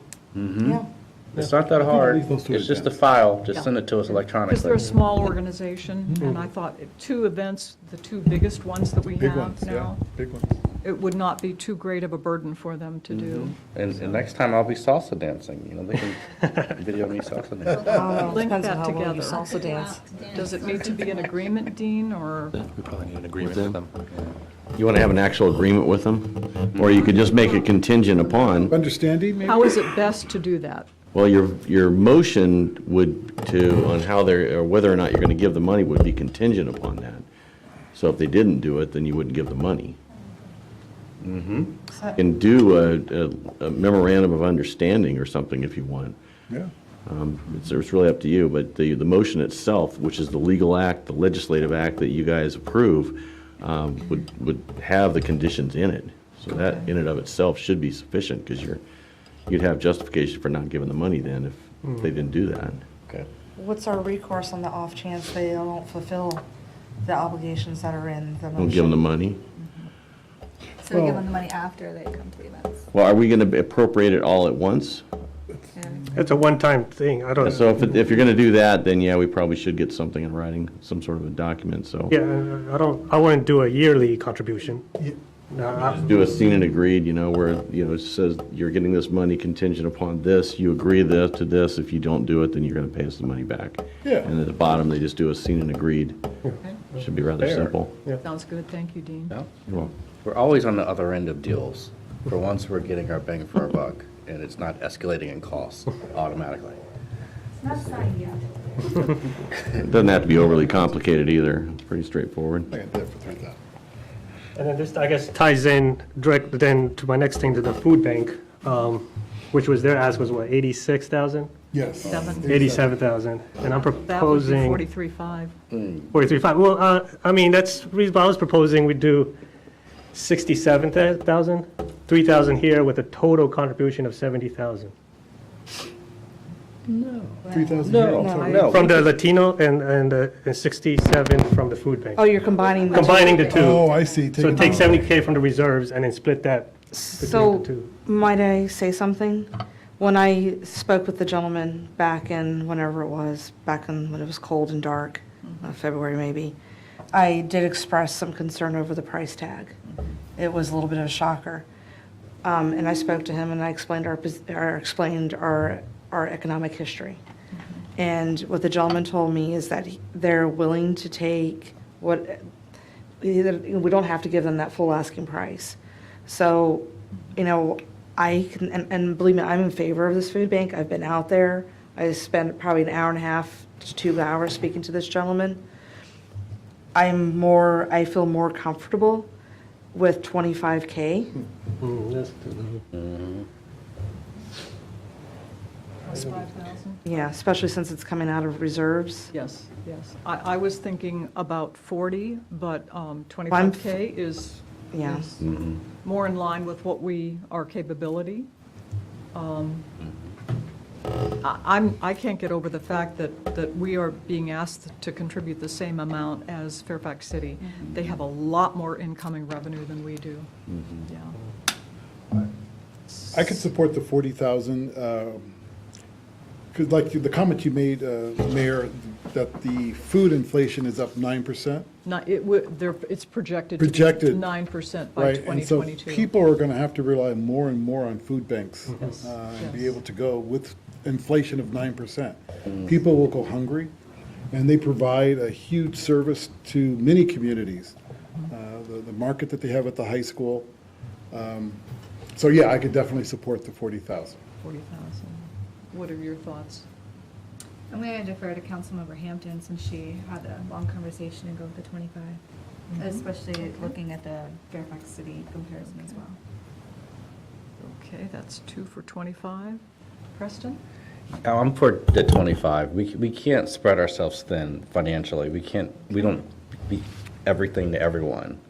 And you see, I'm looking for deals where we can get something actually. And we're just giving. We got a market at the high school. Yeah, We get we- the food market every quarter. Yeah. They provide that whole food Okay. for there's families throughout. there's actually, I think, three methods that they feed our community. Community, Not that's only right. the high school, but there is a consortium, That's correct. and then I think some of the local food banks as well, if I'm not mistaken, Some of the right? food banks, absolutely. Oh, yeah. So we're not, it's what I'm saying, is that we're just not handing over. This is also a way to pay them back for the good that they do to our community. Yeah, several of Well, us and toured it's their helpful- facilities. I'm and sorry. saw. Is it I'm just saying, $25,000 worth? And it's helpful to remember this, Yeah. this amount is not Easily. going for food, it's going to help build their warehouse. Which That's houses their true. food Food. and makes it more It does, efficient. Yeah, it and does, Because allows them- that warehouse 'Cause is in not the best shape. Oh, yeah. yeah. They could way hold, past its more life. food with the bigger warehouse and provide more services Correct. for the You community. know what? I'm of the city first mentality. Like, I'm following the mayor's previous suggestion of the 30/80 and supporting our employees. Like, I can't mentally justify how we can support someone's expansion of the warehouse and we have buildings that need repair. So let's go with the 25. I can't go for more than that. Councilmember, 25? Okay. I mean, that's like not even a dent in what, I mean, the thing is, look, I see it how they're providing service for our community, right? Yes, they're in a different city, but if we don't support them, how are they going to support our community? So then? even though this is just a one-time layout, there's ways we can go and support them. We can actually go out there and as a group and help them at their food bank. So there's other ways where we can continue to provide, Right. but at the same time, not put us in a financial jeopardy. And even though 40,000 doesn't sound like a lot, a nickel here goes to a dime, and the dime goes to a quarter goes to a dollar goes to 10. And there was a former city council member that taught me that a long time ago. Yeah. And No, I understand that. I'm just, There's ways we can still continue to give back, is what I'm trying to say. because say services, something, another pandemic happens, and then now they have to cut services. I don't want to think that, our Manassas Park food market is going to be the first one to cut because we're the lowest contributor to their, So when I spoke to the gentleman that day, that was not the impression I was given. Okay. That they were more than welcome to take, they were happy to receive whatever we could financially afford to give them. And like I said, there's other ways we can continue to give back. Their help shouldn't be contingent on what we offer as a city. I don't And think this so. is building a relationship with them. Yeah. And we might be able to do more in the future for actual purchase of food, yeah. as opposed to towards building a warehouse. And I know the warehouse is important to hold the food, but in the end, this 25,000 is for like brick and mortar type stuff. Take a tour of our city buildings. Okay, so it's 25, 25, 25, 25, 40, 40, 40. The 25s have it, Yeah. All right. okay? At least we give something, I guess. Yes, absolutely. And we can, our labor, Yeah, I volunteered at the high school market handing out food before. Oh, They're yeah. happy to have people come, so you should go. Yeah, I've been there several We'll be times, happy to yeah. go and Some- volunteer. Yeah, 50/30. okay. Thank you. Thanks, everyone. Okay. What what else is there that we Yeah. would, that you would need some guidance? I guess the recycling cans, do you want the city just to buy the recycling cans if Norton Scott can't? Yes. Yeah. What? The recycling cans for the plaza? They can't buy recycling? No, so we have a project budget, right? So it's either way, it's us, right?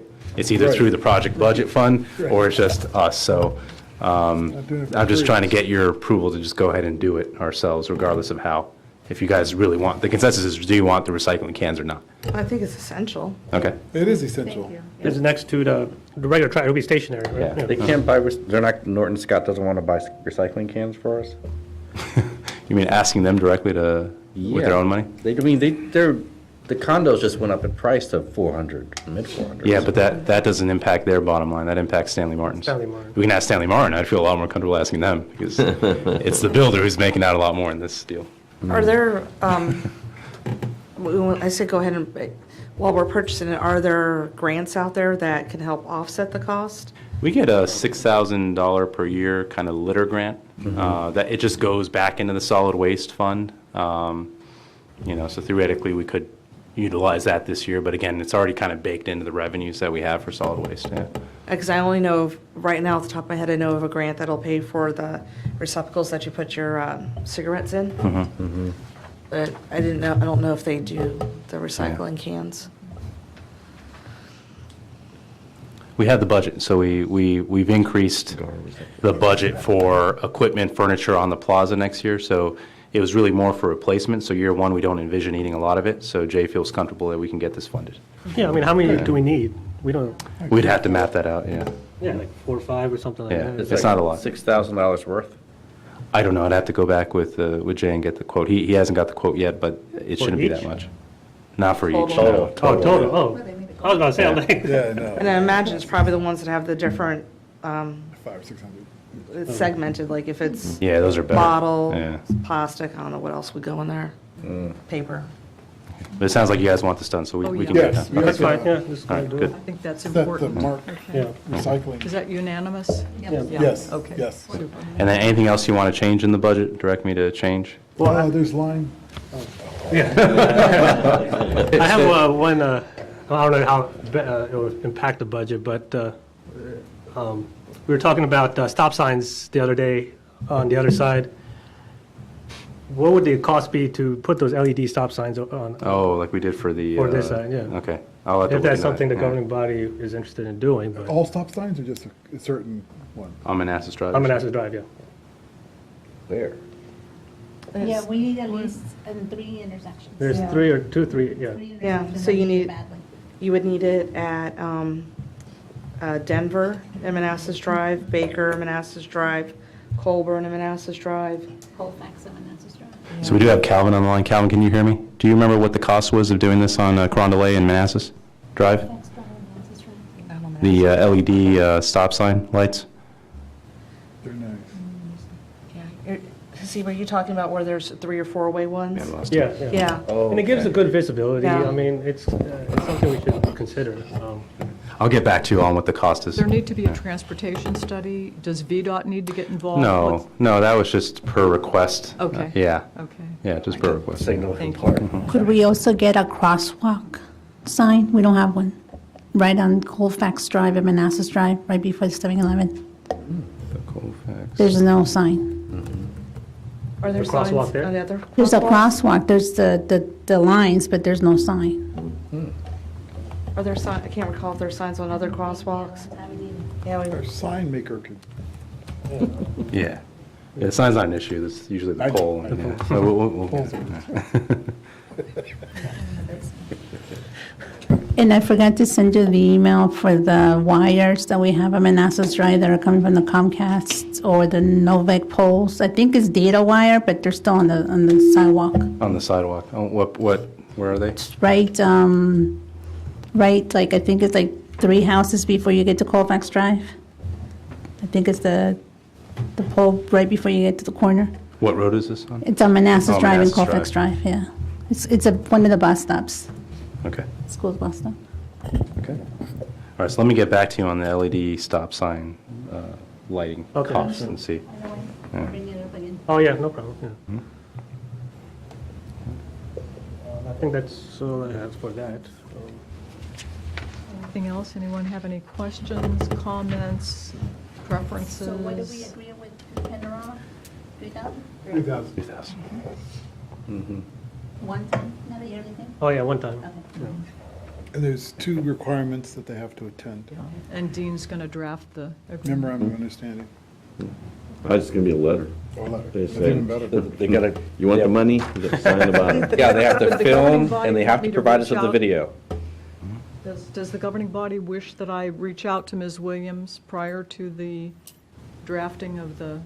And kind of give her a Tell heads up. her what our Sure. decision. The discussion? Okay. I think so. I will Can do you put in that. an email exactly what you want in this letter as well? Just Okay. in your own words, so I can make sure it's, Okay. I think I got it too. you got it? Yeah. Okay. Okay, is there anything else for the budget Q&A? No? Okay. City manager, do you have anything else? Not for the budget, no. Okay, Yeah. go ahead. Oh, for the manager report, I'll defer to Dean, who has an update. I have something. Oh, you do, yeah, absolutely. Yeah, so you remember when we had to convey the VRE garage parcel to the EDA? Yes. Because we can't convey an interest in property greater than 40 years if that property, if the general public doesn't have the same rights to it. So in the planning for the new pedestrian walk that goes over the railroad tracks, the bridge, where it comes down, there's a little portion that's not within the railroad right-of-way. It's actually on city property, so they need an easement. We can't grant an easement. So I started looking at the property, and apparently some of the area, some of the platform, well, actually the entire platform is within the right-of-way, but some of the stairs that are coming from the platform, and then also the ramp is outside of the public right-of-way. So we really need an easement there as well. So what I'd like to do is I'd like to bring or to advertise to convey that to the EDA so that the EDA can then grant that, and then we'd have the same language in the deed like we did before, that if the VRE station is no longer being used as a commuter rail station, then it would revert back to the city. So we'd eventually get it back. We just can't convey that kind of an interest that the EDA can. So I don't need an answer from you. I just want to know if, just kind of a general nod of the head, if you're amenable to that. If so, we'll go ahead and advertise it. Okay. I got to talk to the EDA tomorrow night, make sure they're okay as well. Can you send us an email that summarizes what you've said and give pros and cons? Well, the con is that we won't have a pedestrian bridge. There's not a downside to this, is what I'm asking. No, there's no downside. Okay. There really isn't. I mean, they're already maintaining it anyway. And, I guess we could just pretend like it doesn't exist, turn a blind eye, because apparently they built the ramp and the stairs without, us getting this. So I wouldn't be comfortable doing that, though. As your attorney, I wouldn't recommend it, but you don't have to listen to me. So what I'll do is I'll meet with the EDA tomorrow night. If it's a go, then I'll prepare something and send it out to you and kind of let you know what's going on. But I don't see a downside to this. Okay. I mean, it's the only way we're going to be able to do it. Well, I guess we could theoretically carve out some of the city property and convey it over to them in fee simple, but we wouldn't have that property in the future. No. There's other ways around it if you want. Sounds reasonable. Mm-hmm. Yeah. Thank you, Dean. You're welcome. Okay. That's it? That's it? Mhm. Okay. Nothing else for Anything me. else for the good of the city? No? Okay, motion to adjourn? Second. All in favor? Aye. Opposed? Abstained? Motion carries. Thanks, everybody.